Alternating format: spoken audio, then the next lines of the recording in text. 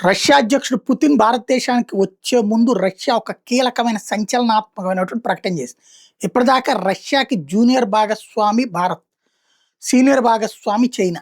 ఎందుకంటే రష్యా, చైనాలు ఒక పరస్పర అంగీకార ఒప్పందం కుదుర్చుకుని ఎంత దాకా అంటే రష్యా ఏం కోర్టు అది చేయడానికి చైనా, చైనా ఏం కోర్టు అది చేయడానికి రష్యా అన్నటువంటి కోణంలో. ఓ రకంగా చెప్పాలంటే కవల పిల్లల్లాగా వ్యవహరించాలన్నటువంటి ధోరణిలో వ్యవహరిస్తున్నారు. అదే నడుస్తుంది. కానీ ఎవరి దేశ ప్రయోజనాలు వాళ్ళే చూసుకుంటారు. అక్కడెక్కడ రాజీ పడరు. అదే సమయంలో భారతదేశం కూడా ఎంత స్థాయి మేమేం భారతదేశాన్ని జూనియర్ పార్ట్నర్‌గా చూడట్లేదు. మాతో సమానంగా చూస్తున్నాం.